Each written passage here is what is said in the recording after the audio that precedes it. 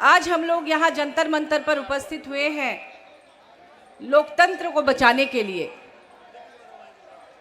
आज यहाँ दिल्ली में और देश के विभिन्न राज्यों में जिस तरह का प्रदर्शन इंडिया गठबंधन के तमाम साथीगण मिलकर कर रहे हैं, यह ऐतिहासिक होगा और आने वाले 2024 के चुनाव में यह हमें बहुत बड़ी जीत दिलाएगा।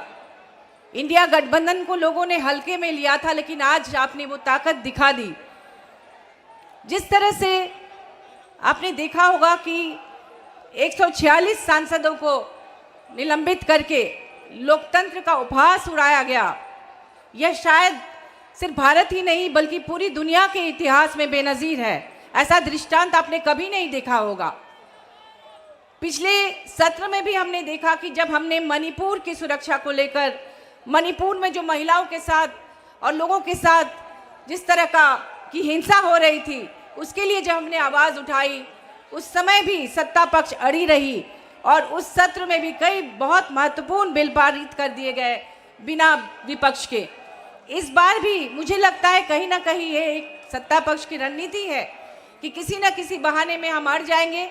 देश की सुरक्षा की जब बात होती है, 140 करोड़ जनता अपने आप को ठगी सी महसूस कर रही है। वो कह रही है कि अगर आप पार्लियामेंट की, जो इस देश का सबसे सुरक्षित भवन है, उसकी सुरक्षा नहीं कर सकते तो आप 140 करोड़ जनता की सुरक्षा कैसे करेंगे।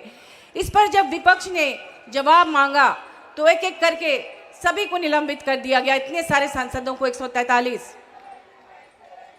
शुरू में विपक्ष ने वॉकआउट किया, राज्यसभा में 2 बार वॉकआउट किया गया, उस पर बात नहीं बनी, तब वेल पे गए, तब प्लकार्ड दिखाया गया और इसी बहाने से और तरह तरह के नए नए नियम बनाए जा रहे हैं कि विपक्ष की बोलती ही बंद हो जाए। मुझे लगता है ये समय आ गया है कि हम सभी मिलकर लोकतंत्र की रक्षा का बीड़ा उठाएं, क्योंकि जिस तरह से कई राज्यों में वहाँ के विपक्ष के जो नेता हैं, जो लोकप्रिय नेता हैं, उनको ईडी और सीबीआई का डर दिखाया जा रहा है, उनको काम करने नहीं दिया जा रहा है, परेशान किया जा रहा है, उनकी छवि को खराब की जा रही है। और जिनको आप भ्रष्टाचारी कहते हैं, ऐसे नेता जब आपके पार्टी में आ जाते हैं तो आप उन पर कोई कार्रवाई नहीं करते, उनको बचाने में लग जाते हैं। ये लोकतंत्र की सही तस्वीर नहीं है। आइए साथियों, ज़्यादा समय न लेते हुए मैं आप लोगों से यही अपील करूंगी कि ये ताकत आगे भी दिखनी चाहिए।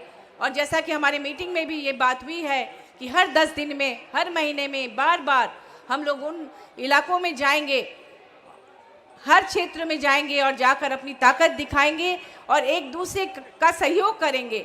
जिस क्षेत्र में, जिस प्रदेश में जो पार्टी चुनाव जीतने में ज़्यादा सक्षम है, उसकी मदद हम सभी लोग मिलकर करेंगे। हम एक दूसरे को परेशान नहीं करेंगे। हमारा एक ही लक्ष्य होगा, 2024 के चुनाव में जीतना।